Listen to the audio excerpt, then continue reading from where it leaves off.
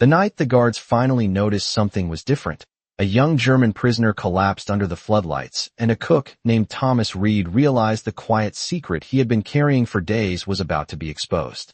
The air at Camp Ridgewell carried the smell of boiled beef and wet pine, the kind of heavy scent that clung to uniforms and drifted through the long wooden barracks long after the mess hall doors had closed. It was late autumn of 1944, somewhere in the American Midwest where the wind rolled across open farmland and rattled the chain-link fences that surrounded the prisoner compound. From a distance, the camp looked orderly, almost peaceful, rows of low buildings arranged in neat military lines beneath tall watchtowers. But up close, especially at night, the place felt like a waiting room for people whose lives had been paused by war. Floodlights hummed softly above the yard, turning the gravel ground pale and cold.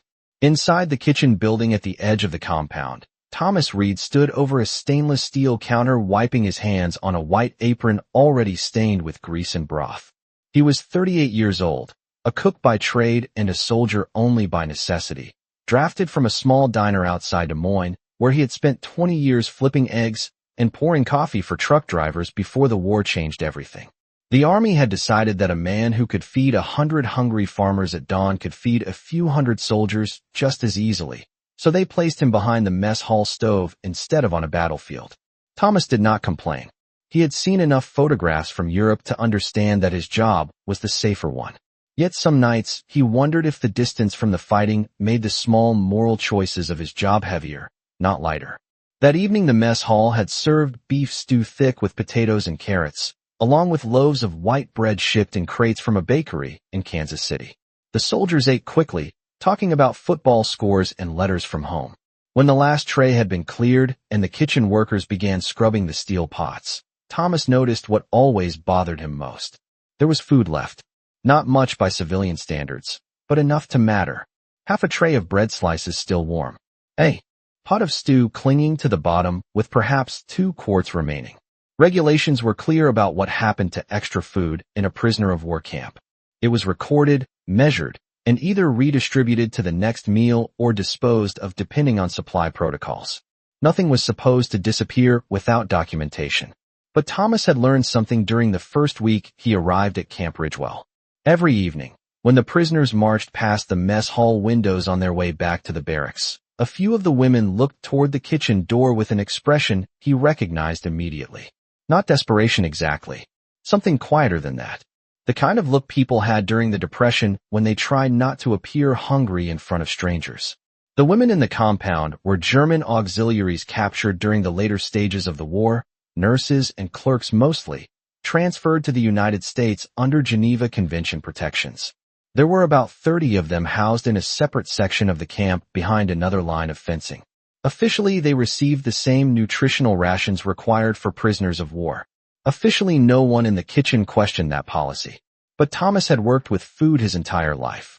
He could tell the difference between a person who had eaten enough and one who was surviving on just barely enough to keep standing. A week earlier, he had noticed a woman among the group who carried herself differently from the others. She was tall, maybe 5'8", with light hair tied tightly behind her head, and she stood in line with a posture that seemed almost deliberate, as if dignity were the only possession she still fully owned. Thomas later learned her name from a roster sheet left on the supply desk, Anna Keller. He remembered the name because she was the only prisoner who never looked down while walking through the yard. She looked forward, not at the guards or the fences, but somewhere beyond them.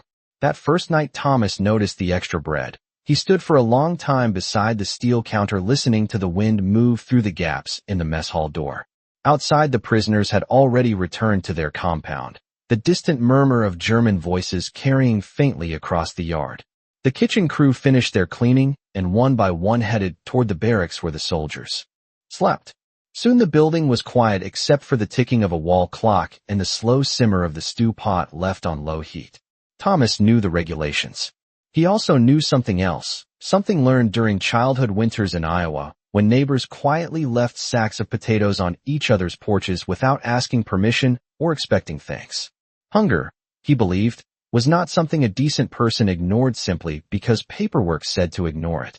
He wrapped several slices of bread in brown paper, ladled the remaining stew into a dented metal container, and waited until the kitchen lights were dimmed for the night. Outside, the sky had turned deep black above the watchtowers, the stars sharp and cold in the autumn air. Thomas walked across the gravel yard toward the supply shed that sat near the edge of the women's compound fence. The guards on the tower were facing the opposite direction, scanning the tree line beyond the camp perimeter. He placed the food container beside a stack of empty produce crates just inside the shadow of the shed wall. No note, no explanation, just food where it might be found by someone who needed it. Then he returned quietly to the mess hall and washed the container rack as if nothing unusual had happened. The next morning, when the prisoners marched past the kitchen again, Thomas noticed something small that made him pause. The woman named Anna Keller glanced toward the supply shed as she passed. Just once. The look lasted less than a second, but in that moment Thomas understood that the secret had already begun. For the next several nights the same silent exchange repeated itself. Food appeared. Then it disappeared. No one spoke about it. The guards did not ask questions. And Thomas Reed continued cooking for soldiers every evening, as if the most important thing happening in that camp was the menu written on the chalkboard in the mess hall. But 10 days later, under a bank of humming floodlights in the middle of the yard, everything was about to change. The morning after the first food disappeared from the shadow beside the supply shed, Camp Ridgewell woke the way it always did, with the sharp metallic echo of a bell and the slow stirring of hundreds of tired men and women who had learned to measure their days in routines rather than freedom. Frost clung lightly to the gravel yard, turning every step into a soft crunch beneath boots. The sun had not fully cleared the tree line yet, and a pale gray light spread across the compound like a thin sheet laid over the land. Inside the mess hall kitchen, Thomas Reed arrived before most of the soldiers were awake. He unlocked the back door, stepped inside, and immediately began the quiet rhythm of his work. The first sound was the click of the overhead lights. The second was the low hum of the refrigeration units along the far wall. Soon the room filled with the familiar scent of coffee grounds and bacon warming on a wide cast-iron griddle. Cooking for soldiers was less about creativity and more about consistency. Eggs, toast, bacon, coffee, sometimes oatmeal. Enough calories to keep men moving through training drills and long shifts guarding fences that rarely saw trouble. Thomas moved through the kitchen with the same calm efficiency he had practiced for years in the diner back in Iowa. Coffee into the percolators, bread into the industrial toaster, eggs cracked into a steel mixing bowl and whisked until the yellow foam thickened. Outside the windows the yard slowly came alive. Soldiers formed loose lines heading toward the mess hall entrance, jackets pulled tight against the early morning cold. Beyond them, across another fenced section of the camp, the German prisoners were beginning their own morning routine. From the kitchen window Thomas could see their formation area. The women stood in 2 straight rows as a guard read names from a clipboard.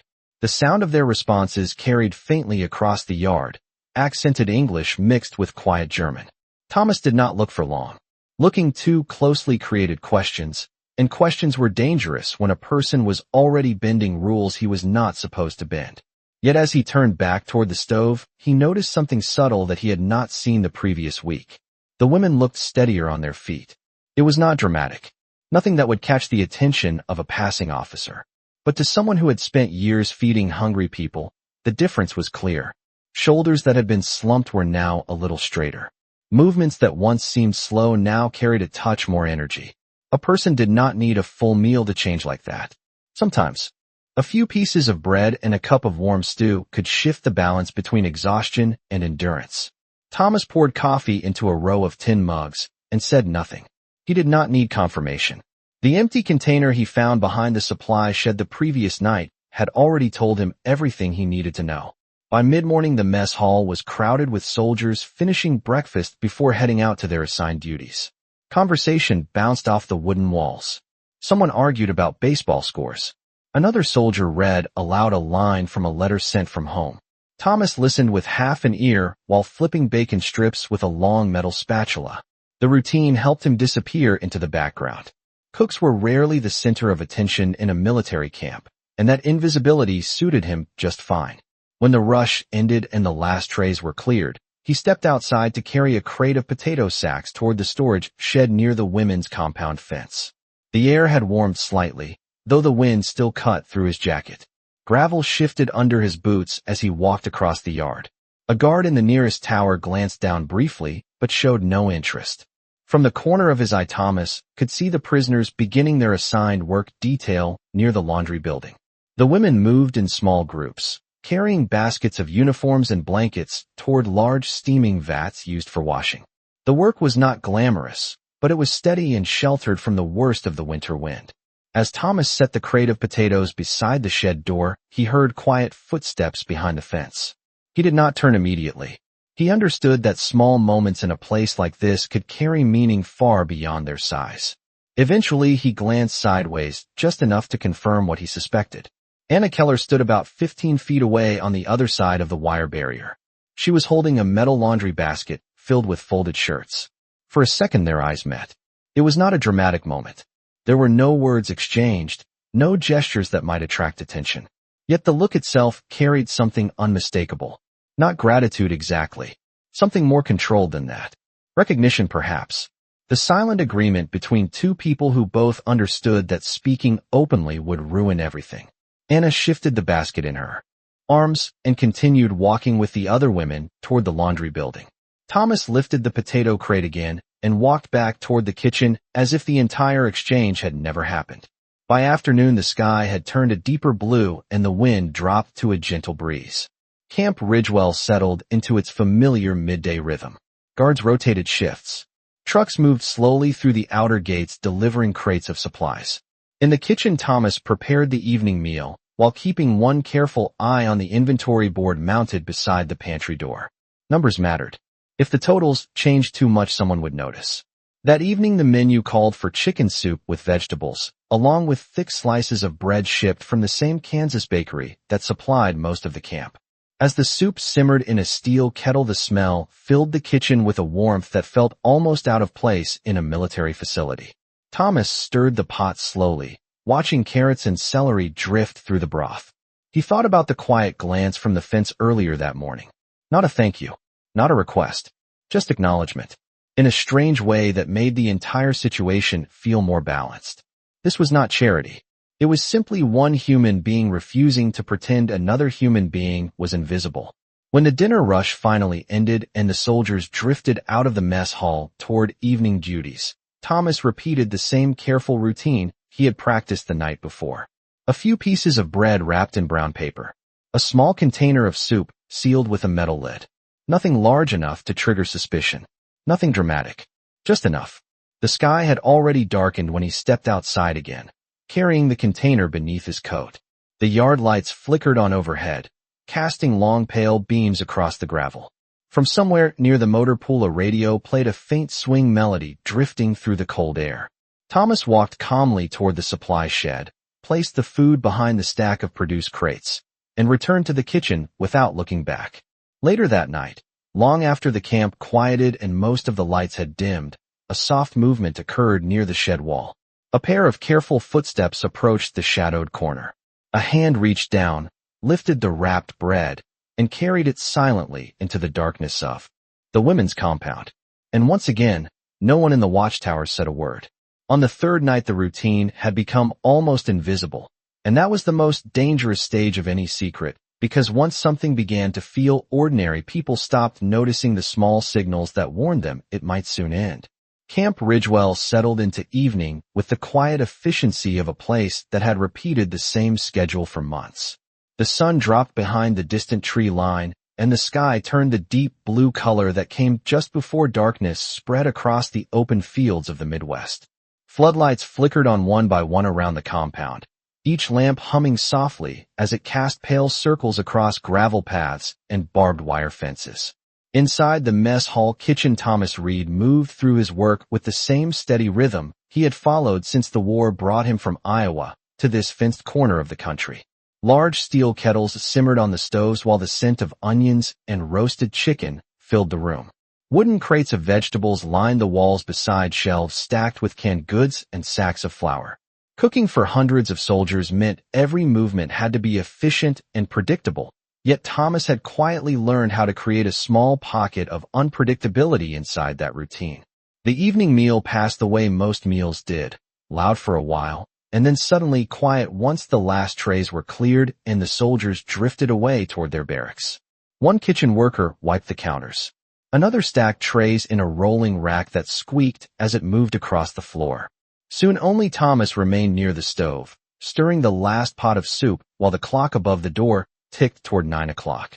Outside the mess hall window, the prisoner compound lights glowed softly across the yard. The German women had finished their laundry duties hours earlier and returned to their barracks, though now and then a quiet voice drifted through the night air when someone spoke near the fence. Thomas did not look long. Habit had taught him that the less he appeared interested in the prisoners, the easier it was to continue helping them without drawing attention. He ladled a small portion of soup into the dented metal container he had been using all week and wrapped several slices of bread in brown paper. The movement had become almost automatic. Not rushed, not nervous, just deliberate. When he stepped outside, the air felt colder than the previous night. A narrow wind moved across the open ground, carrying the smell of damp earth and distant wood smoke from farms beyond the camp perimeter. Gravel shifted quietly beneath his boots as he crossed the yard toward the supply shed. The watchtower guard near the motor pool leaned against the railing with his collar turned up against the cold. From that distance, Thomas looked like any cook carrying out trash or leftover supplies. The routine protected him more than secrecy ever could. He reached the shed and placed the container behind the stack of empty produce crates where shadow covered the ground in a dark corner no one bothered to inspect closely. Then he turned and walked back toward the kitchen with the same calm pace he used every night. Inside the women's compound, the atmosphere had slowly begun to change as well. At first, the food had been approached cautiously. The first night, Anna Keller and 2 others carried the container into the barracks and examined it carefully under a dim ceiling light. Hunger made people bold, but experience made them careful. Yet when the smell of warm soup filled the small room, their restraint faded quickly. They divided the food evenly among the group of women who shared the barracks, each person receiving only a few spoonfuls and a piece of bread, but treating it with the quiet respect of something precious. By the 3rd night, the ritual had become more organized. One woman watched the yard through the window. Another waited near the barracks door to listen for footsteps. Anna herself usually walked to the supply shed after the guards rotated positions near the towers. She never hurried. A person moving slowly attracted less suspicion than someone trying to move quickly through darkness. That evening, she stepped into the cold night air with the calm posture she carried everywhere inside the camp. The floodlights painted long shadows across the gravel, but she knew exactly where the darker corners lay between those beams of light. When she reached the supply shed, she knelt beside the produce crates and lifted the small metal container. The warmth still lingered inside the lid. For a moment, she paused there in the quiet shadow of the shed, her breath visible in the cold air. She had lived through the last years of the war in Europe before capture, long enough to understand that kindness during wartime was often misunderstood or misplaced. Yet the cook who left the food had never spoken, never tried to approach them, never expected acknowledgement. That silence made the gesture feel more genuine than any speech could have. Anna returned to the barracks with the container tucked beneath her coat. Inside the small wooden building, the other women gathered around the narrow table beneath the ceiling lamp. Steam rose gently as she opened the lid. Someone laughed softly at the sight of rail chicken pieces floating in the broth. Another woman closed her eyes for a moment before tasting the first spoonful, as if memorizing the flavor. These small moments did not erase the fences or the war that placed them there, but they reminded the women that the world still contained ordinary human gestures that had nothing to do with politics or uniforms. Over the next several days, those gestures created subtle changes throughout the compound. The women spoke a little more during work details. Their steps across the yard carried more strength. Even the guards noticed that the laundry team seemed less exhausted by the end of the day. None of them suspected the reason, because the change was gradual enough to blend into the rhythm of camp life. Meanwhile, Thomas continued his routine without altering a single visible part of his work. Breakfast, inventory, lunch, preparation for dinner. The numbers on the supply board remained close enough to regulation that no one questioned them. Yet on the 7th evening, something small shifted in the pattern. While Thomas stirred a pot of soup, he heard two soldiers near the pantry discussing an upcoming inspection scheduled for later that week. Supply officers from the regional command were planning to visit several camps across the state to review storage records and kitchen procedures. The conversation lasted only a minute before the soldiers moved on to another topic, but the words remained in Thomas's mind long after the kitchen fell quiet again. Inspections meant attention, and attention had a way of uncovering details that usually remained unnoticed. That night when he stepped outside with the small container of soup and bread, he walked a little slower than usual. The floodlights seemed brighter. Somehow, the gravel sounded louder beneath his boots. When he placed the food behind the crates and returned to the kitchen, he paused for a moment at the doorway and looked across the yard toward the women's compound. From that distance, he could not see the barracks clearly, only the outline of the building and the pale glow of its windows. For the first time since the quiet exchange had begun, he wondered how long it could continue before someone asked the wrong question. And across the fence, inside the dim barracks, Anna Keller opened the metal container and sensed the same unspoken truth that Thomas had begun to realize. Secrets in a place built on rules never lasted forever. By the eighth evening, the quiet pattern that had formed between the kitchen and the women's barracks had become so precise that neither side needed to think about it anymore. Yet the coming inspection had begun to hang over Camp Ridgewell, like a change in the weather that everyone could sense before the clouds actually appeared. The morning after Thomas Reed overheard the soldiers discussing the supply officer's visit, he arrived at the mess hall earlier than usual. The sky was still dark and the wind pushed thin streaks of cloud across the stars above the camp. When he unlocked the kitchen door, the metal handle felt cold enough to sting his fingers. Inside the building, the silence was complete except for the faint electric hum of the refrigerators along the wall. Thomas stepped inside and closed the door behind him, allowing the familiar smells of the kitchen to settle around him as the lights flickered on overhead. He began the morning routine the same way he always did, measuring coffee grounds, setting bacon strips across the hot surface of the griddle, and cracking eggs into a wide steel bowl. The simple rhythm of cooking helped him think clearly, and that morning his thoughts kept returning to the word inspection. Military inspections were rarely dramatic events, but they carried a particular type of attention that could unravel small irregularities that normally slipped past unnoticed. Supply ledgers would be reviewed. Pantry shelves would be counted. Even leftover food procedures might be questioned. None of that meant certain trouble, but it meant the comfortable invisibility that had protected his small secret could soon disappear. Outside the window, the camp slowly woke as pale sunlight spread across the gravel yard. Guards rotated shifts while soldiers formed lines for breakfast. Across the compound, the German prisoners gathered near the laundry building where steam already drifted from the large washing vats. Thomas tried not to look in that direction for long, yet his eyes still moved there once as he poured coffee into a row of tin cups. Among the group, he recognized the tall posture of Anna Keller. She stood with the same quiet steadiness she always carried, hands resting lightly on the rim of a laundry basket while another prisoner spoke beside her. The sight lasted only a moment before Thomas turned back to the stove, but it reminded him of something important. The secret he carried did not belong only to him anymore. It belonged to the women who had begun to rely on those small nightly deliveries of food. The rest of the day passed in the steady rhythm of kitchen work. Crates of vegetables arrived on the supply truck shortly before noon, and Thomas helped unload them into the storage room beside the pantry. The supply ledger hung on a clipboard near the door, its neat columns of numbers recording each sack of potatoes and every loaf of bread. Thomas studied those columns longer than usual that afternoon.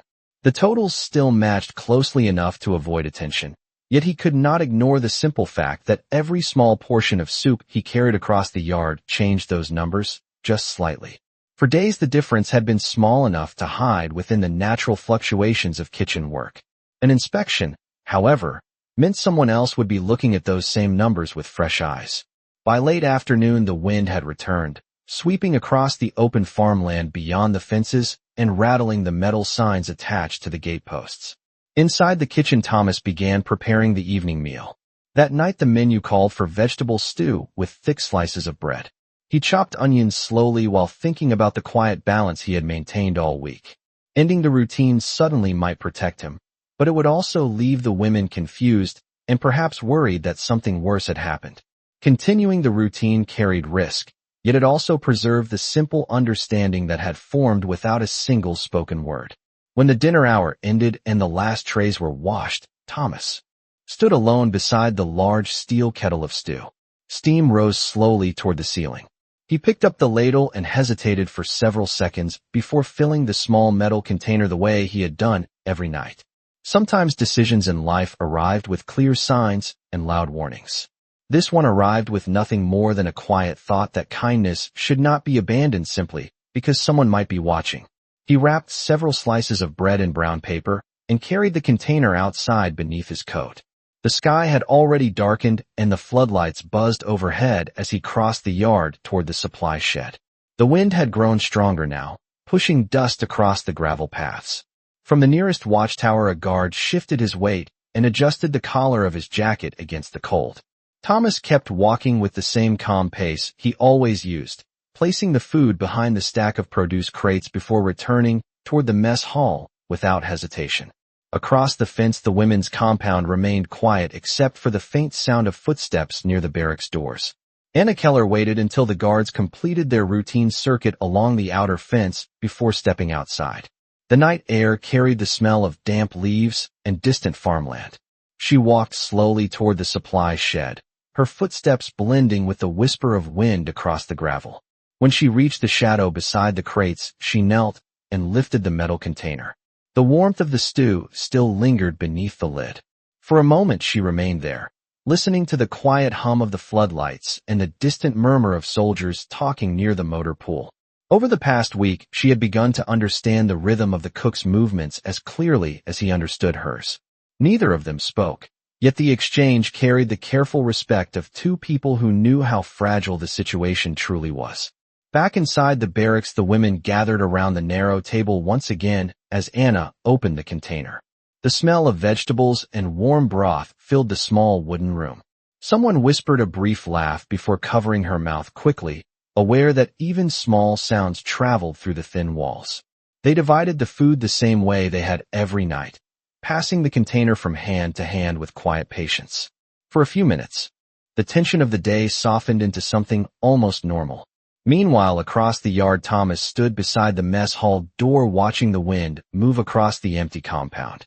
The inspection would arrive within days. He knew that much now. Somewhere in the supply office, paperwork was already being prepared for visiting officers who would examine every corner of the camp with careful attention.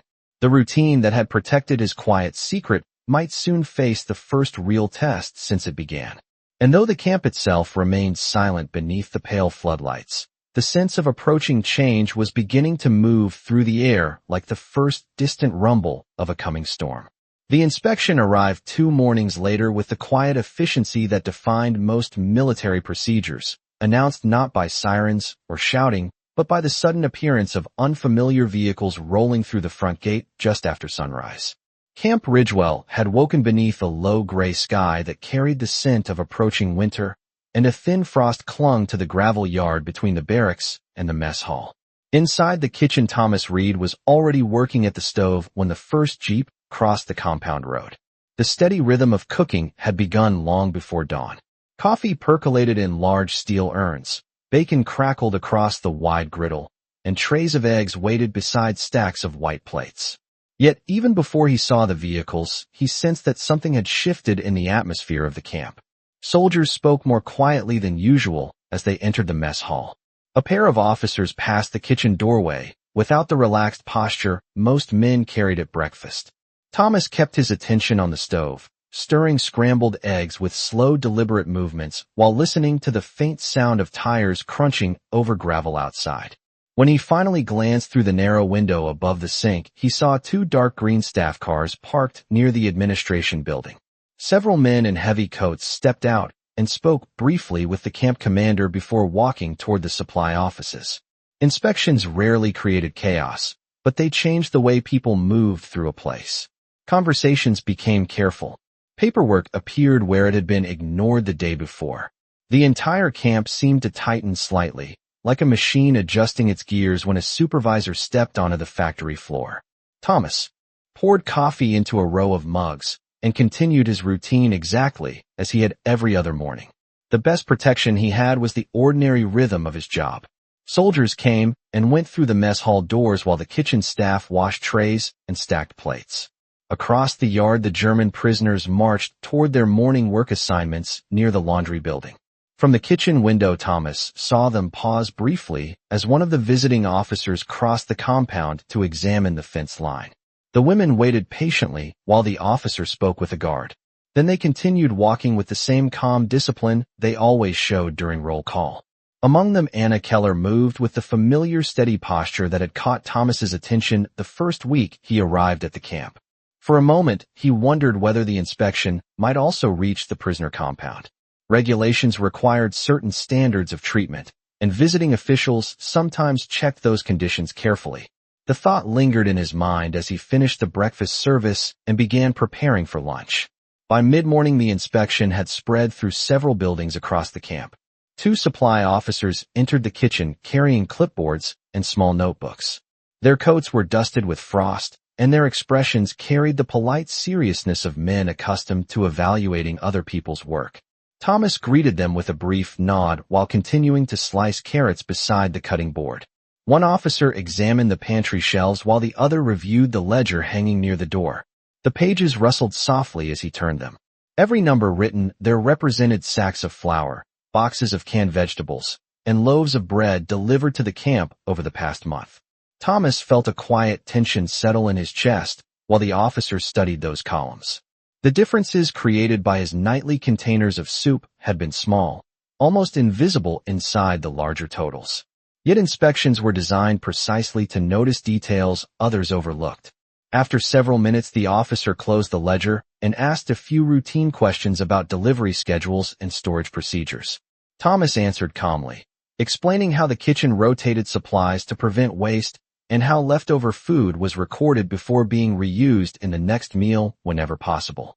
The officer listened, nodded once, and made a brief note on his clipboard before moving on to inspect the refrigeration units.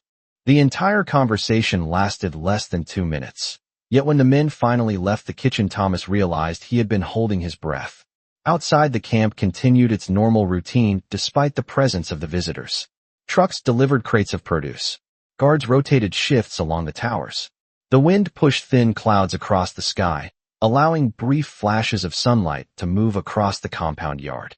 During the afternoon, the visiting officers walked the perimeter fence and spoke with several guards near the motor pool.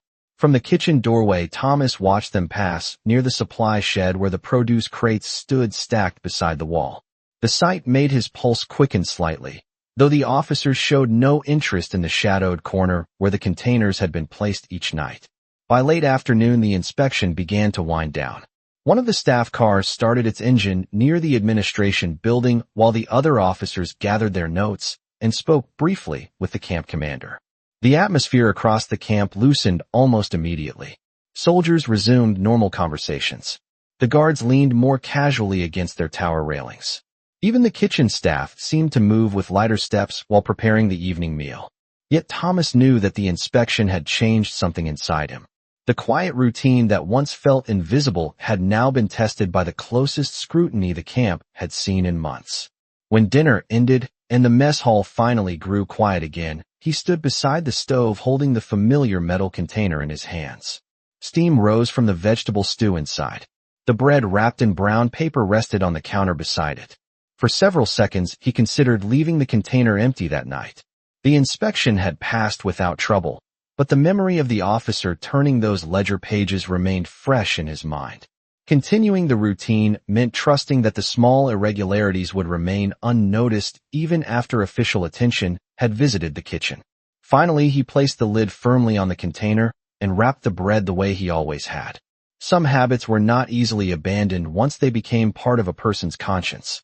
Outside, the evening wind had calmed, and the floodlights illuminated the yard with a steady pale glow. Thomas walked across the gravel toward the supply shed carrying the container beneath his coat. The camp looked ordinary again. Guards talked quietly in the towers. A radio played faint music near the motor pool. When he reached the shadow beside the crates, he set the container down in the same place it had rested every night for more than a week. Then he turned and walked back toward the kitchen without looking behind him. A few minutes later, Anna Keller stepped out of the women's barracks and moved slowly across the compound toward the shed. The inspection earlier that day had reached their section of the camp as well, though the officers had only asked routine questions about work schedules and living conditions. Still, the atmosphere inside the barracks had felt different all afternoon. The women understood that attention from outside authorities meant the smallest change in routine could become important. When Anna reached the shadow beside the crates, she lifted the container and felt the warmth of the stew through the metal lid. For a moment, she remained there listening to the quiet sounds of the camp settling into night. The inspection had passed, but both she and the cook who left the food knew that secrets survived inspections only by the narrowest margin of chance. And somewhere in the quiet distance of the compound yard, a door closed softly, reminding anyone who listened carefully that routines inside a military camp could change again without warning. The evening after the inspection ended should have felt easier, yet Camp Ridgewell carried a strange quiet tension that lingered beneath its ordinary routines, like the last echo of a bell that had already stopped ringing. The day itself unfolded calmly enough. Trucks arrived with fresh produce. Soldiers rotated through training drills near the outer field. The laundry team moved steadily between the washing vats and the drying lines that stretched across the fenced yard. From a distance, everything looked exactly the same as it had the week before. Yet inside the mess hall kitchen, Thomas Reed noticed small changes that most people would have ignored.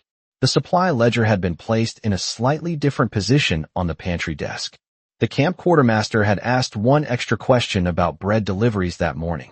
Even the young private who helped wash trays had mentioned that the visiting officers might return again sometime before winter if higher command requested additional reports.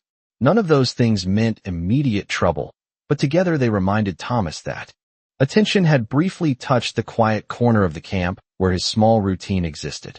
And attention, once introduced, sometimes returned unexpectedly. That afternoon, the sky cleared for the first time in several days. Cold sunlight spread across the compound yard, turning the gravel paths pale and bright beneath the watchtowers. The wind had calmed, leaving the air still enough that sounds carried farther than usual. From the kitchen doorway, Thomas could hear distant laughter from soldiers repairing a truck near the motor pool. Somewhere beyond the fences, a farm dog barked across the open fields. The peacefulness of the moment almost made the camp feel like a small town rather than a wartime installation. Yet Thomas understood better than most that quiet places often held the most fragile balances. Inside the women's compound, the same fragile balance had become part of daily life. The extra food delivered each night had not changed the official rations the prisoners received, but it had softened the sharp edge of hunger that followed them through the first weeks of captivity. Anna Keller noticed the difference not only in herself, but in the others who shared the barracks. One woman who had struggled to carry laundry baskets now walked with steady steps. Another, who rarely spoke during the first days of captivity, had begun telling quiet stories about her family back in Germany while they worked near the washing vats. None of them spoke openly about the source of the extra food. That silence had become an unspoken agreement among them. Protecting the person who left the container was as important as receiving what he left behind. When evening approached, the camp once again settled into the pattern that had repeated for many nights. Soldiers finished dinner and drifted toward their barracks. The kitchen workers cleaned the last trays and wiped the counters. Floodlights flickered on around the yard as the sky darkened into deep blue. Inside the mess hall, Thomas moved through the final tasks of the day with calm precision. He washed the large kettle used for soup, stacked the clean ladles beside the stove, and checked the pantry shelves one last time before the night shift ended. The metal container sat quietly on the counter where he had placed it earlier. For a moment, he stood beside it without moving. The inspection had passed without discovering anything unusual, yet he could not ignore the possibility that repeated attention might one day reveal the small irregularities hidden inside the kitchen ledger. Continuing the routine meant accepting that risk every single night. Thomas lifted the lid of the kettle and filled the container with thick vegetable stew. Carrots and potatoes drifted through the broth while steam rose toward the ceiling lights. He wrapped several slices of bread in brown paper exactly the way he always did. The movements had become so familiar that his hands completed them without hesitation. When he stepped outside, the air felt colder than the previous night. The temperature had dropped enough that his breath appeared briefly in front of him as he crossed the gravel yard.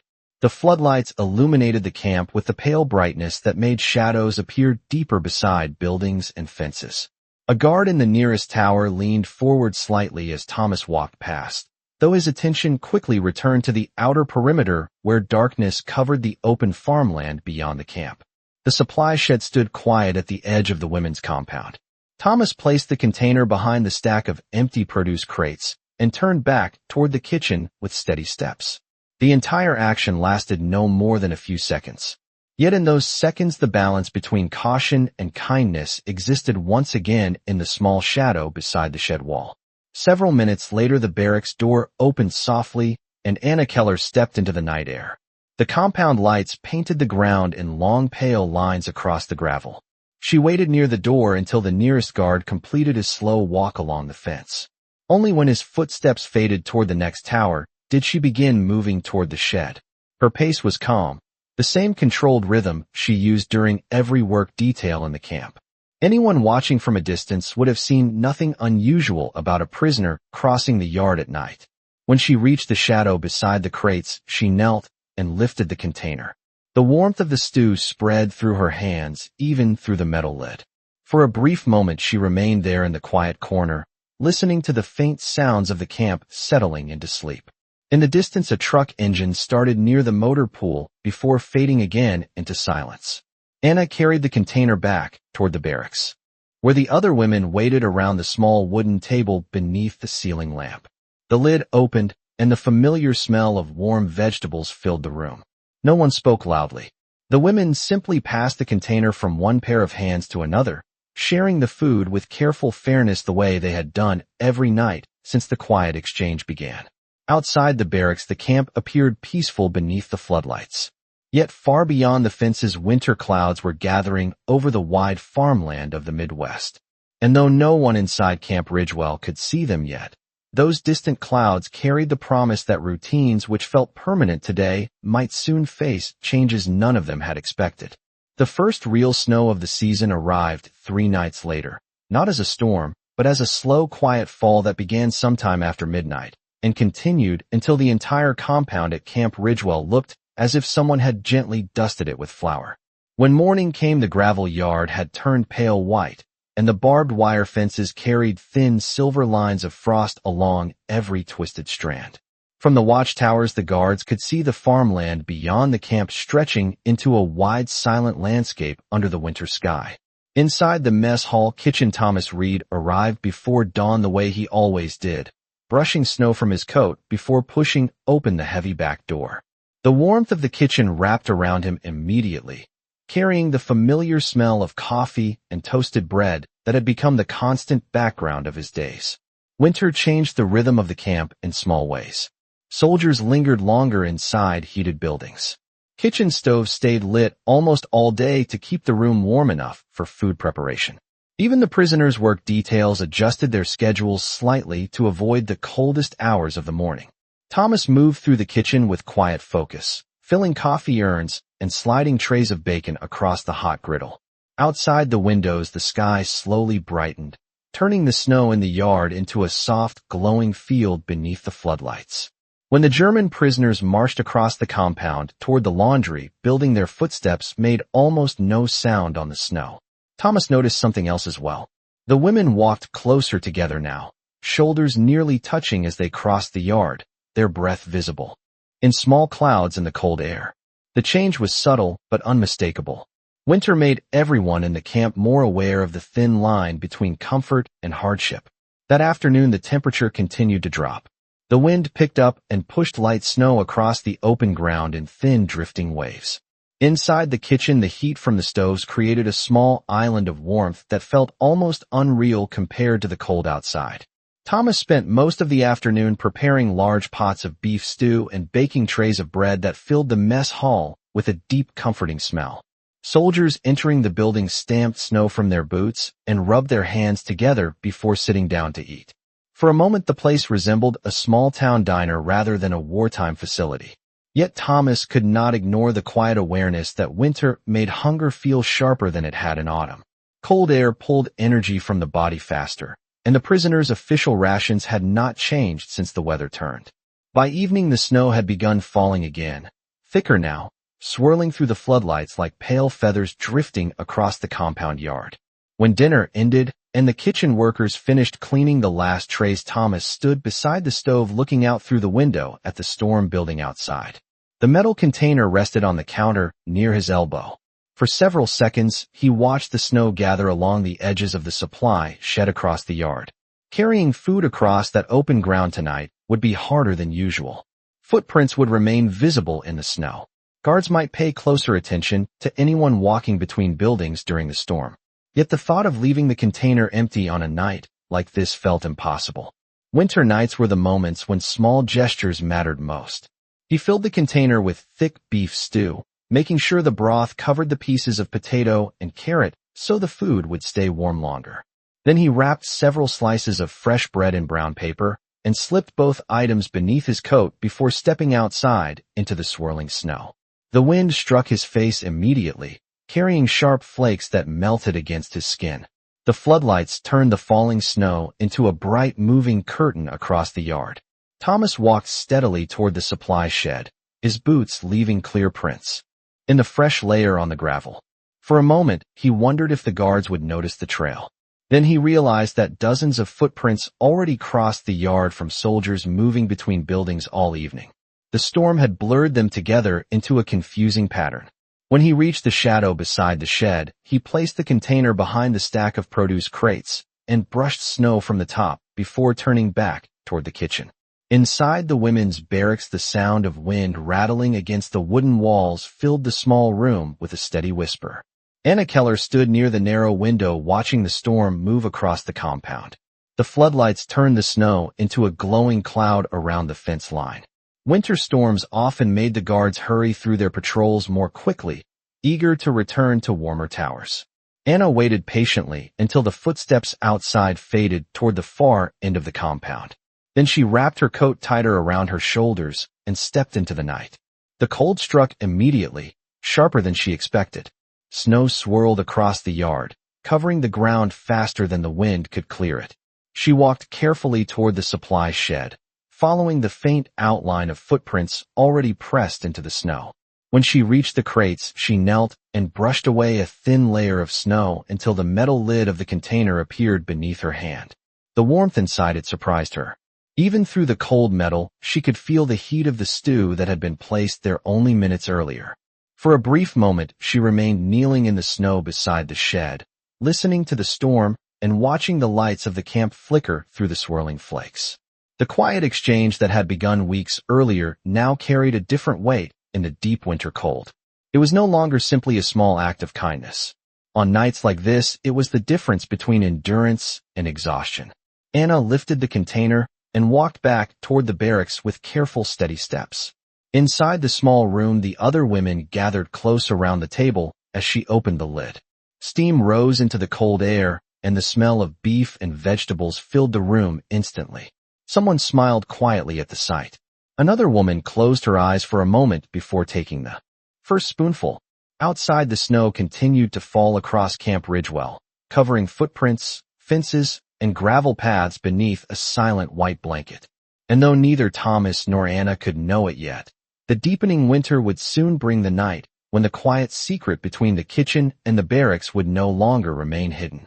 Winter settled deeper over Camp Ridgewell during the days that followed the storm, and the snow that had once fallen softly now hardened into pale layers that crunched beneath every boot crossing the yard. The fences glittered each morning with frost that clung to the wire like fine glass threads, and the wind carried a colder edge that reached through coats and gloves. Inside the mess hall kitchen, Thomas Reed began each day before sunrise, just as he had since arriving at the camp months earlier, yet the season had changed the feeling of those early hours. When he unlocked the door, the metal handle burned cold against his fingers before the warmth of the kitchen slowly returned sensation to his hands. Steam from the coffee urns filled the air with a quiet, comforting smell, while the griddle warmed beneath rows of bacon and eggs. Outside the windows, the snow reflected the pale blue light of morning, turning the entire compound into a wide, silent field. The prisoners marched through that field each morning toward the laundry building, where their work details continued regardless of the weather. Thomas watched them occasionally through the kitchen glass, careful not to linger long enough for anyone to notice his attention. Among them, Anna Keller moved with the same calm steadiness that had first caught his eye weeks earlier, her shoulders straight despite the cold air that surrounded them all. The quiet routine between the kitchen and the women's barracks continued through those winter days with the same careful precision it had developed since the beginning. Each evening after the soldiers finished dinner and the last trays were stacked beside the sink, Thomas filled the metal container with whatever warm meal remained in the kettle. Sometimes it was vegetable stew thick with potatoes and carrots. Other nights it was chicken soup or beef broth with pieces of bread wrapped tightly in brown paper to keep the warmth inside. The path across the yard had become familiar now, even beneath the snow. He walked slowly toward the supply shed beside the women's compound fence and placed the container behind the same stack of produce crates before returning to the kitchen without looking back. Several minutes later, Anna Keller crossed the yard from the barracks and lifted the container from the shadowed corner where he left it. No words were ever spoken between them. The entire exchange existed only in timing and quiet understanding. Yet the longer the winter continued, the more the small secret began to feel like part of the natural rhythm of the camp itself. That was when something subtle began to change. It started with the guards. Cold weather often made patrols slower and more deliberate, and the snow preserved every set of footprints longer than gravel ever had. One evening, a young guard paused beside the supply shed longer than usual, brushing snow from the side of the building while scanning the yard before continuing his walk along the fence line. Another night, two soldiers crossed the compound together, their boots leaving fresh tracks across the snow near the crates where the container usually rested. None of those moments revealed the secret, but they reminded both Thomas and Anna that winter made every movement more visible. Inside the kitchen, Thomas noticed another change as well. The camp quartermaster had begun reviewing the supply ledger more often during the week. Bread deliveries were checked carefully. Soup portions were measured before leftovers were recorded. The process was routine on the surface, yet the increased attention meant the narrow space where Thomas had hidden his small adjustments was becoming smaller. One evening, as he stood beside the stove ladling beef stew into bowls for the last group of soldiers, he heard two kitchen workers discussing rumors that supply shortages might affect camps across the region if the winter storms continued. The conversation lasted only a few seconds, but it planted another quiet concern in his mind. Food, once plentiful in the kitchen, might soon become something watched even more closely. That night, after the mess hall closed, Thomas remained alone beside the stove longer than usual. The metal container sat empty on the counter. Snow drifted across the yard outside the window, covering old footprints with a fresh layer of white. For several moments, he wondered if the routine had finally reached the point where it needed to end. Not because kindness had lost its meaning, but because the camp around them was slowly becoming more watchful. Then he remembered the way the women's shoulders had lifted slightly during the past weeks, the quiet strength that had returned to their movements across the yard. Ending the exchange without warning would break the fragile trust that had grown in silence between the kitchen and the barracks. He filled the container with stew and wrapped the bread exactly the way he had every night before. Outside, the air felt colder than any evening so far that winter. The wind had returned, pushing small waves of snow across the ground beneath the floodlights. Thomas crossed the yard slowly, leaving another set of footprints beside dozens of others already pressed into the frozen gravel. When he reached the supply shed, he placed the container behind the crates and brushed snow across the lid to hide the faint shine of metal beneath the light. Then he turned back toward the kitchen. Across the compound, Anna Keller stood near the barracks window watching the storm move across the yard. She had already learned to read the rhythm of the guards' patrols and the timing of the kitchen lights that dimmed when the last worker finished cleaning. When the moment arrived, she stepped outside, pulling her coat close around her shoulders before crossing the snowy ground toward the shed.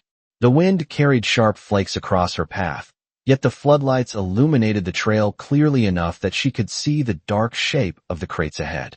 She knelt beside them and brushed away the thin layer of snow covering the container. Warmth still lingered beneath the metal lid. For a moment, she remained there listening to the quiet wind move through the fences and towers around the compound.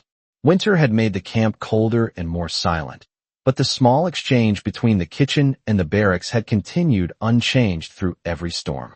Yet as she lifted the container that night, she noticed something she had not seen before. Footprints in the snow beside the shed that did not belong to Thomas and did not belong to her. The marks were fresh enough that the wind had not yet erased their shape. Anna studied them for a second longer before carrying the container back toward the barracks. Inside the warm kitchen, Thomas Reed stood beside the window looking across the yard at the faint shadows moving through the snow. Neither of them spoke that night, yet both understood the same quiet truth. The winter had preserved something the gravel ground once concealed. And somewhere within the silent white yard of Camp Ridgewell, another pair of eyes might soon begin to ask questions neither of them was ready to answer. The next morning the footprints remained. Snow had hardened during the night, turning the soft powder into a thin crust that preserved every mark pressed into the ground around the supply shed. When the sun rose above the frozen fields surrounding Camp Ridgewell, the yard looked brighter than usual, the white surface reflecting the pale winter light across the fences and watchtowers. From the kitchen window, Thomas Reed saw them immediately. 2 sets of prints leading toward the crates beside the shed. One set belonged to his own boots, a pattern he recognized without thinking. The other set did not. They were deeper, heavier, the kind made by someone wearing regulation military boots rather than the lighter shoes worn by prisoners. For several seconds Thomas stood completely still beside the coffee urn, staring through the glass. Steam from the hot coffee rose slowly into the air around him, yet the warmth of the kitchen suddenly felt distant. He knew that many soldiers crossed the yard during the night. Guards changed positions. Mechanics walked between the motor pool and the barracks. Any one of them might have paused beside the shed without noticing the shadowed corner where the container was hidden. Yet the position of the prints suggested something else. They did not simply pass by the crates. They stopped there. The shape of the snow showed where someone had stood for several seconds before continuing across the yard. Thomas turned away from the window and continued preparing breakfast as if nothing unusual had happened. Bacon crackled on the griddle. Eggs sizzled in the pan. Soldiers began entering the mess hall one by one, stamping snow from their boots and rubbing cold hands together before sitting down to eat. The routine of the kitchen continued exactly as it always had, yet Thomas found himself listening more carefully to every conversation passing through the room. If someone had discovered the container the previous night, there would eventually be questions. Questions had a way of spreading quickly through a place like this. By mid-morning, no one had said anything unusual. The guards rotated their shifts normally. Trucks arrived with supply crates. The camp commander walked across the yard speaking with an officer near the administration building. Nothing in the daily rhythm suggested that a secret had been uncovered. Still, the memory of those footprints remained clear in Thomas's mind while he worked through the rest of the morning. Across the compound, Anna Keller had noticed them as well. When she stepped outside the barracks after sunrise, the frozen snow immediately revealed the same marks beside the shed. She paused near the laundry line, studying the shapes carefully while the other women gathered baskets for the morning work detail. The deeper prints were unmistakably made by a soldier. For a moment, Anna considered the possibility that the guard patrol had simply paused there to escape the wind during the storm. Yet something about the direction of the tracks made her uneasy. They approached the crates directly. Then they turned away again toward the watchtower path. Whoever had stood there had not been passing by. They had stopped intentionally. During the hours that followed, Anna worked beside the washing vats with the same calm concentration she always showed, but her thoughts remained focused on the shed. If someone had discovered the container the night before, the routine might already be over. Yet the fact that no guards had entered the barracks asking questions suggested another possibility. Whoever had stood beside the crates might not have understood what they were seeing. Perhaps they had only noticed an object hidden in the snow and moved on without examining it closely. By afternoon, the temperature dropped again, turning the snow harder beneath every step across the yard. Soldiers walked more quickly between buildings as the wind returned across the open farmland surrounding the camp. Inside the mess hall, Thomas prepared the evening meal while watching the window more often than usual. The supply shed remained quiet throughout the afternoon. No guards approached it. No officers examined the area. The crates stood exactly where they always had, half covered in frost beneath the pale winter sky. When dinner service ended and the last trays were washed, Thomas stood alone beside the stove holding the metal container. The moment had arrived when he needed to decide whether the routine would continue. If someone had already discovered the secret, placing another container behind the crates would confirm everything. Yet if the footprints meant nothing, then ending the exchange tonight would only create confusion for the women waiting in the barracks. He filled the container with thick chicken soup and wrapped the bread carefully before stepping outside into the cold evening air. Snow no longer fell from the sky, but the ground remained white and frozen beneath the floodlights. Thomas walked slowly across the yard, following the same path he had taken every night for weeks. When he reached the supply shed, he paused for a brief moment, scanning the snow around the crates. The footprints from the morning were still visible, hardened into the surface like impressions in plaster. He placed the container behind the crates exactly as before and turned back toward the kitchen. Inside the women's compound, Anna waited near the barracks window watching the yard. She saw the faint movement of Thomas crossing the snow beneath the lights and understood immediately that the routine had not ended. For a moment, relief passed quietly through her chest. Yet when she stepped outside several minutes later, the cold air carried the same uneasy stillness she had felt all day. She walked carefully toward the shed, her boots pressing fresh prints beside the older marks frozen into the ground. When she knelt beside the crates, the metal container was already there, warm beneath her hands. But something else was there as well. A second set of footprints had appeared beside the old ones. They were new enough that the edges remained sharp in the snow. Someone else had come to the shed again after sunrise. Anna lifted the container and stood slowly, scanning the silent yard around her. The floodlights buzzed softly above the fence. A guard moved along the far watchtower path, his silhouette barely visible through the pale light. Nothing else stirred across the compound. Yet the new footprints remained in the snow like a question waiting to be answered. And somewhere beyond the quiet buildings of Camp Ridgewell, another person now knew that something unusual was happening beside the supply shed. The night after the new footprints appeared felt different from every night before it. Camp Ridgewell had always carried a quiet rhythm once darkness settled over the compound. But now that rhythm held a tension that neither Thomas Reed nor Anna Keller could ignore. The snow remained frozen across the yard, preserving every movement. In pale shapes that lasted long after footsteps were made. Under the floodlights, the ground looked almost smooth, yet the hardened impressions beside the supply shed stood out clearly to anyone who cared enough to notice them. Inside the mess hall kitchen, Thomas moved through the evening routine with careful calm, though his attention drifted again and again toward the window above the sink. The kettle simmered gently on the stove while he stirred the last pot of beef stew.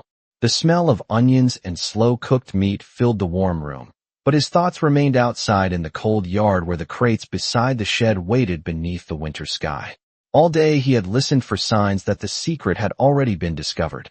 No officer had entered the kitchen asking questions. No guard had mentioned unusual activity during the night. The supply ledger remained untouched on the pantry desk. Yet the memory of those new footprints lingered in his mind with quiet certainty. Someone had been there.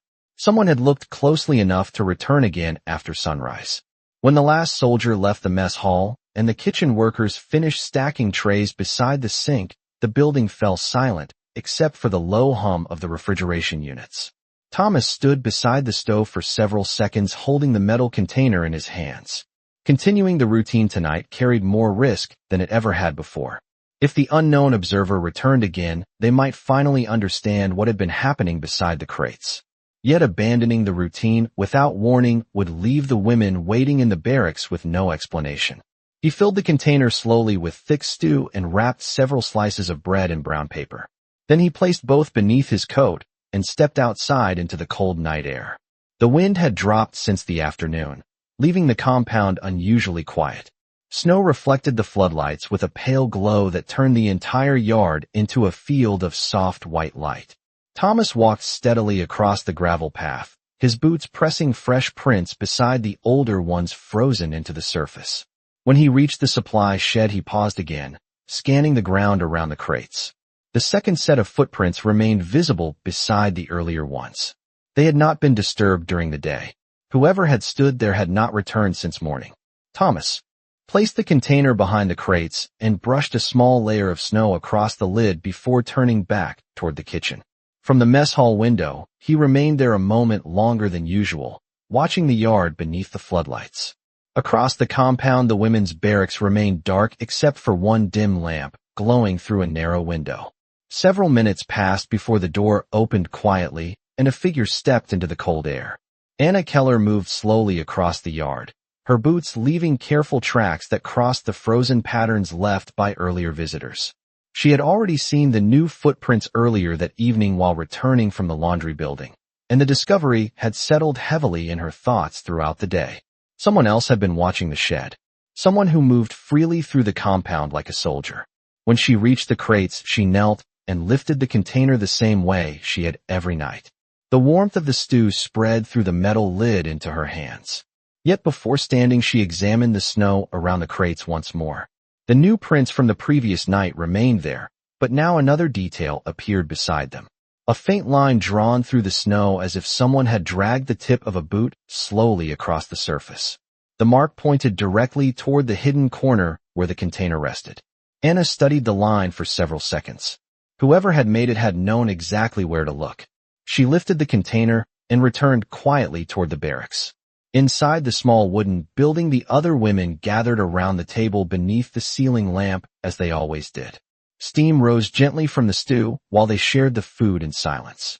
Yet Anna said nothing about the mark in the snow. Speaking it aloud would not change what had already happened. Outside the barracks, the night remained calm beneath the floodlights. Snow lay undisturbed across most of the yard except for the small cluster of prints near the shed. From the watchtower, a guard leaned against the railing watching the outer fence where darkness stretched across the farmland beyond the camp. Nothing about the scene suggested that anything unusual had taken place. But inside the mess hall kitchen, Thomas Reed remained standing near the window long after returning from the yard.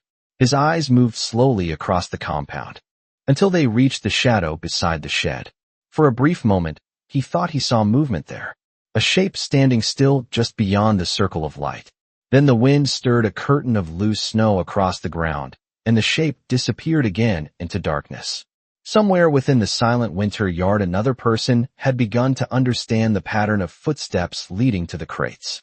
And the next time those footsteps returned, the quiet exchange between the kitchen and the barracks might finally face the moment when secrecy would no longer protect it.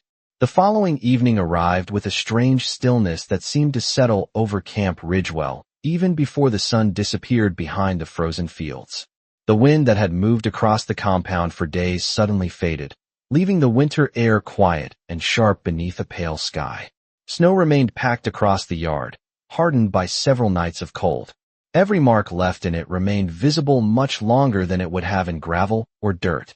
Thomas Reed noticed that silence the moment he stepped outside the mess hall after dinner service ended. The floodlights had already switched on, casting long white beams across the frozen ground. The supply shed stood exactly where it always had, half buried in snow beside the fence of the women's compound. Yet tonight something about the place felt watched. Inside the kitchen, the final trays had already been washed and stacked. The last kitchen worker had left for the barracks. Thomas stood alone beside the stove holding the metal container in both hands. The stew inside it was thick and hot, steam pressing gently against the underside of the lid. For several seconds he remained still, listening to the quiet hum of the refrigeration units and the faint sound of boots somewhere outside in the yard. The moment had begun to feel heavier than any night before. For weeks the routine had existed inside the unnoticed corners of the camp. Now it felt as though someone else had stepped into that quiet space and begun to observe it. Still, he wrapped the bread in brown paper the same way he always had and placed it beside the container. Some habits were not decisions anymore. They were simply part of who a person had chosen to be. He stepped outside and closed the kitchen door behind him. The cold air pressed against his face immediately. The snow reflected the floodlights with a pale glow that made the entire compound look almost silent and empty. Thomas walked across the yard slowly, boots pressing firm tracks into the frozen surface. As he approached the supply shed, he noticed something immediately. The snow beside the crates had been disturbed again. Not only footprints this time. The snow had been brushed aside slightly, as if someone had moved closer to examine the corner where the container usually rested. Thomas slowed his steps, but did not stop. If someone had been watching before, they might still be watching now. When he reached the crates, he bent down naturally, placed the container behind them, and brushed a little snow across the lid just as he had done the night before. Then he stood up and walked calmly back toward the mess hall. From the outside, his movements looked ordinary. No different from any cook stepping outside to check supplies or throw away scraps. Yet the moment he reached the kitchen door, he turned once more toward the yard. Across the compound, near the motor pool building, a soldier stood beside the fence smoking a cigarette. The small orange glow moved as the man lifted it toward his mouth. Thomas could not see his face clearly through the light and distance. But the soldier was standing in exactly the direction where the shed could be seen. For a moment Thomas wondered whether the man had been there the entire time. Then the soldier turned and walked away into the shadow beside the vehicles. Inside the women's barracks, Anna Keller had been watching the window since the kitchen lights dimmed. She had noticed the change in the yard the same way Thomas had. Snow around the shed had shifted again during the afternoon. Someone had been there while the prisoners worked at the laundry vats. She waited longer than usual before leaving the barracks. Patience had become the only protection left to them. 10 minutes passed. Then another 5. Only when the guard footsteps moved away along the outer fence did she step outside into the cold. The night air felt sharper than the previous evening. The sky had cleared completely now, revealing a wide field of stars above the camp towers. Anna walked across the yard slowly, boots pressing into the snow beside the tracks already there. When she reached the supply shed, she stopped. The container was exactly where it had always been, hidden behind the crates. But the snow around it had been disturbed again since Thomas left. Someone had stepped closer after him. Anna looked around the yard carefully. The floodlights buzzed softly above the fence. No guard stood nearby. Yet the stillness carried the unmistakable feeling that someone had already been here and might return again. She lifted the container and turned back toward the barracks. As she walked, she noticed something else behind her in the snow. Another set of tracks crossing the yard from the direction of the motor pool. The prints stopped several yards away from the shed, and then turned back toward the vehicles again. Whoever had made them had not approached close enough to be seen easily from the barracks window. Inside the warm kitchen, Thomas Reed stood beside the window, watching the yard once more. He saw the faint movement of Anna returning to the barracks with the container. For a moment, relief passed through him. The exchange had happened again without interruption.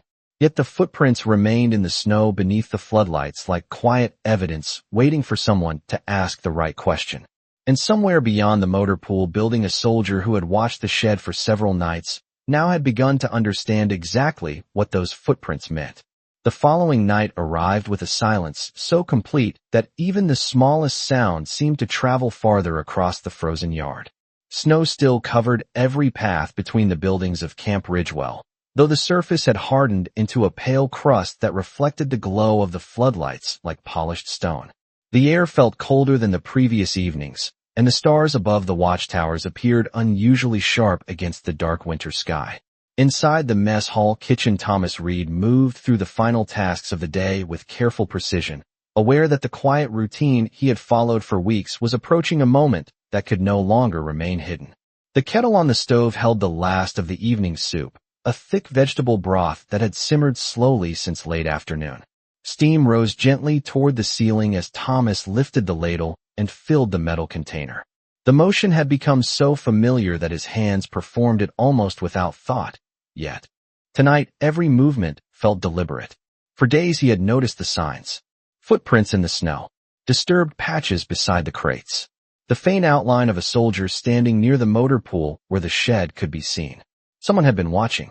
Someone had been patient enough to study the pattern without interrupting it. Thomas wrapped several slices of bread in brown paper and placed them beside the container. For a moment he stood still beside the stove, listening to the quiet hum of the kitchen around him. The building felt warmer than usual tonight, perhaps because the cold outside had deepened so much. When he stepped outside, the change in temperature was immediate. The cold air cut sharply through his coat as he crossed the yard beneath the floodlights.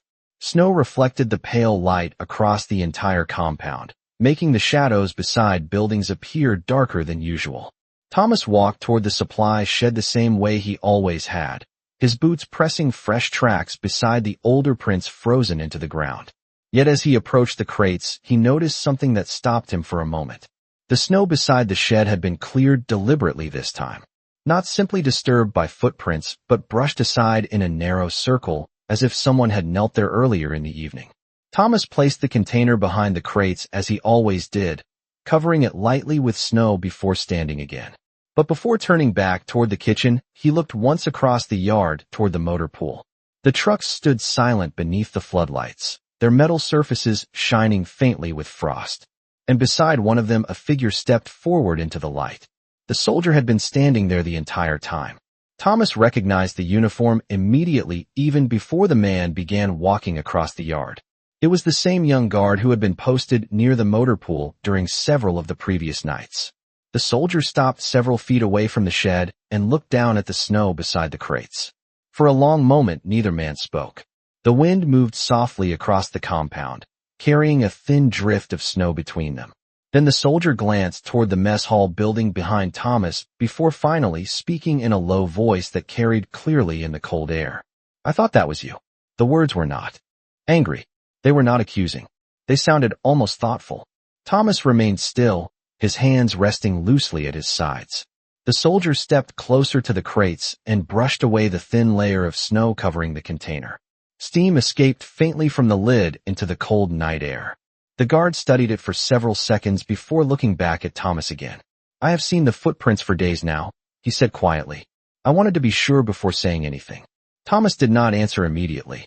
The silence between them stretched long enough that the faint hum of the floodlights above the fence became the loudest sound in the yard. Finally, he spoke in the calm tone he used for most things in life. "They are hungry." The soldier looked down again at the container and then toward the women's barracks across the fence. Snow had begun falling again, drifting slowly through the light above the compound. For a moment, Thomas wondered if the man would turn and walk toward the administration building to report what he had found. Instead, the guard did something unexpected. He lifted the container carefully and placed it back behind the crates exactly where it had been before. Then he brushed snow across the lid once more. His voice, when he spoke again, carried the quiet matter-of-fact tone of someone making a simple observation. "The regulations say prisoners receive standard rations. But regulations are written in offices far away from places like this." He glanced toward the barracks where a single window glowed faintly through the falling snow. "I will be on tower duty tonight," he continued, "which means I will be looking out toward the fields instead of this shed." Thomas studied the young soldier's face for a moment before nodding once. No further explanation was needed. The soldier turned and walked back toward the motor pool, his boots leaving fresh prints across the snow. Several minutes later, the door of the women's barracks opened quietly, and Anna Keller stepped into the cold night air. She crossed the yard slowly as she always did, her steps steady beneath the floodlights. When she reached the supply shed, the container was waiting exactly where it had always been. Yet something in the snow around it had changed. The earlier circle of cleared ground had been covered again, the surface smoothed as if nothing had happened. There at all. Anna lifted the container and paused briefly beside the crates, looking across the yard toward the distant motor pool where a guard now stood climbing the watchtower ladder. The exchange that had lived in silence for weeks had finally been seen, and yet somehow it continued. Morning came slowly over Camp Ridgewell after the night when the quiet secret was no longer truly hidden. The snow had stopped falling sometime before dawn, leaving the entire compound covered beneath a smooth pale blanket that reflected the first light of morning. Frost clung to the wire fences and the wooden roofs of the barracks, and the watchtowers stood silent against the winter sky like tall dark silhouettes above the frozen yard. Inside the mess hall kitchen, Thomas Reed unlocked the back door before sunrise, just as he had done every day since arriving at the camp months earlier. The metal handle felt cold against his palm, yet the warmth waiting inside the kitchen slowly returned feeling to his fingers. The familiar routine began again. Coffee grounds poured into the urns. Bacon laid carefully across the hot griddle. Bread placed beside the toaster racks ready for the morning meal. Yet something had shifted in the quiet rhythm of the camp. It was not something written on a report or announced by an officer. It was something smaller and more human. From the watchtower, near the motor pool, the young guard who had spoken with Thomas the previous night now stood scanning the distant fields beyond the fence line. Snow stretched across the farmland outside the camp, covering the landscape in a wide silent plain. From his position, the supply shed could barely be seen beside the women's compound fence. Yet he knew exactly where it stood, and he knew exactly what had been happening there each night.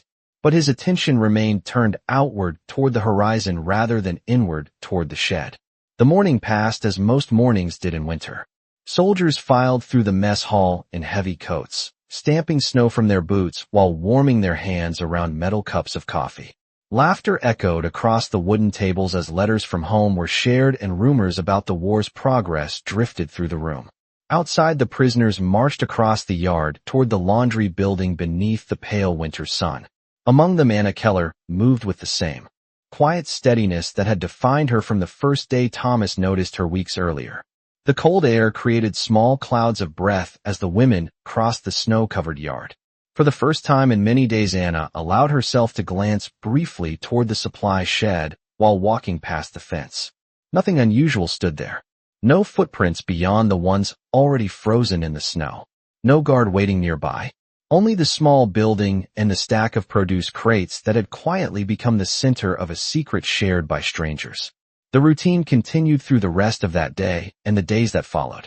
Winter remained firm across the region, and the cold deepened as December moved slowly toward the end of the year.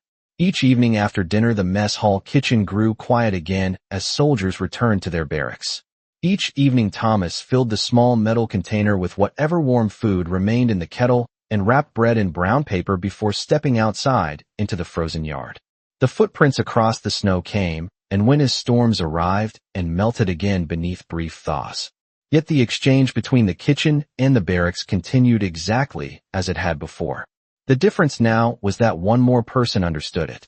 From the watchtower, the young guard occasionally looked down toward the shed when the floodlights flickered on at night. He saw the faint movement of Thomas crossing the yard. Later, he saw the careful steps of Anna Keller approaching from the barracks. Yet he said nothing.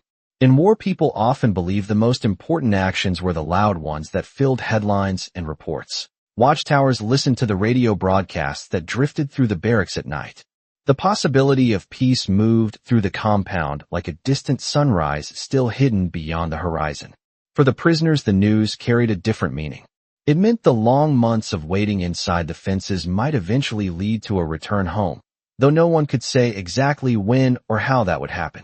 One evening, as the last traces of snow melted from the yard, Thomas stepped outside with the familiar container in his hands. The air no longer carried the sharp bite of winter. Instead, it held the damp scent of early spring soil beneath the thawing ground.